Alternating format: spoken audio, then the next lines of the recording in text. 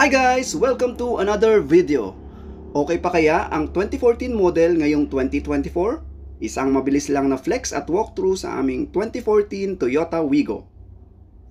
Isa sa unang na-notice ko nung binili namin itong 2014 Toyota Wigo ay ang yellowish na headlight.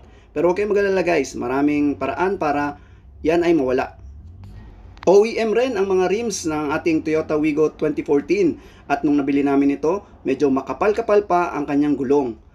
Obviously, may mga minor scratches siya kapag nakita ninyo in personal. Pagdating naman sa driver's seat at interior design, 9 out of 10 sa akin ang Toyota Wigo. Although makikita nyo dito sa ating video na meron na siyang slightly faded na color kasi original pa rin ang kanyang mga parts. So dahil nga 10 years old na ang ating Toyota Wigo, medyo acceptable naman na ang mga ganyang flaws. Malaki-laki rin ang ating passenger seat, kasyang-kasya ang tatlong adult.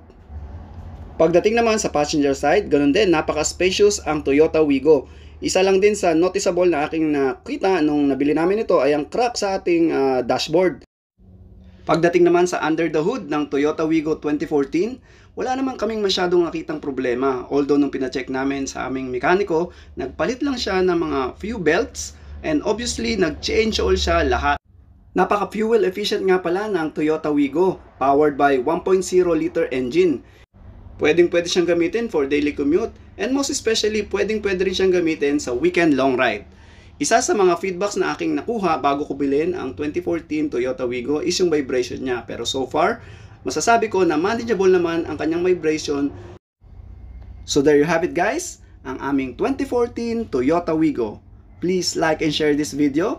Thanks for watching. See you on the next one. Peace!